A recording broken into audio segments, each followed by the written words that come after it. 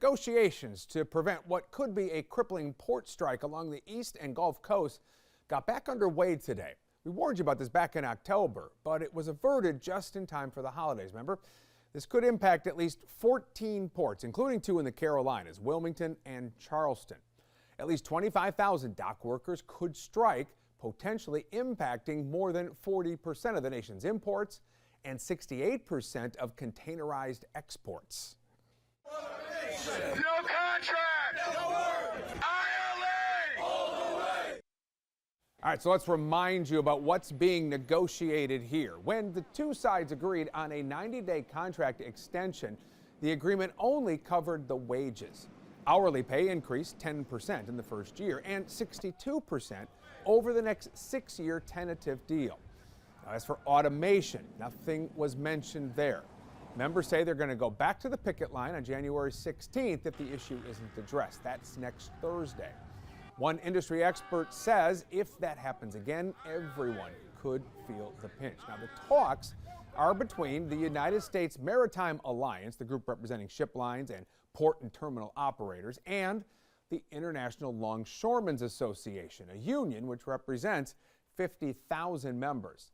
The shoremen, also known as the ILA, are demanding wage increases, and they also want protection from automation. Mention that. Things like automated gates, carts, and cranes that could take away jobs. Just no reason to panic, but eventually you should get out to the grocery store, get the necessary goods, get some bottled water, non-perishable items, because this could be very interesting. Now, you heard him there, don't panic, but there are other things that could be impacted. Let's remind you of those. You could see possible shortages and some price increases on things like certain foods, coffee, tea, and spirits. Also, imported cars and also car parts, apparel and clothing, plus home appliances and furniture.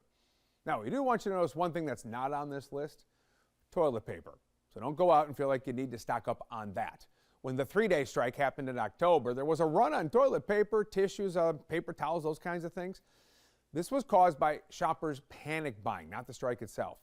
A statement by the American Forest and Paper Association says it is not aware that the strike has any impact on tissue product delivery in the United States. It says 85% of toilet paper, paper towels, napkins, and tissues used in America are made by U.S.-based producers and is not affected by the strike. I urge the customers is not to panic. Panic doesn't help anyone.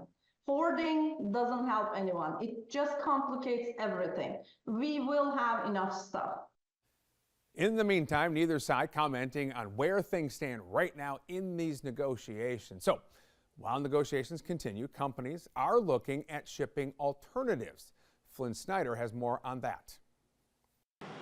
The general vibe in the industry is that a work stoppage is probably likely this point in time. Ken Carter works at Emotrans USA, a company with offices in Savannah that moves cargo to and from ports. He says customers are scrambling to prevent supply chain disruptions for vital products. Electronics, car parts, many things that we dealt with during the pandemic, right, that we saw shortages on that are imported. We'll start seeing similar impacts.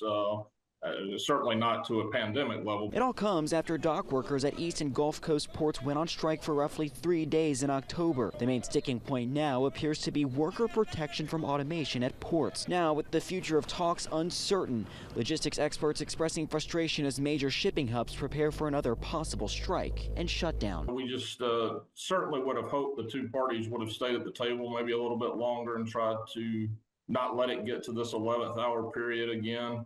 But, they have to do what's best for both of their sides. Flynn Snyder reporting. Now, Carter doubts the two sides will resolve their differences in time, but he hopes they'll extend the deadline to prevent another strike and possible supply chain disruptions. Again, crucial deadline, midnight, January 15th. We will certainly keep you updated.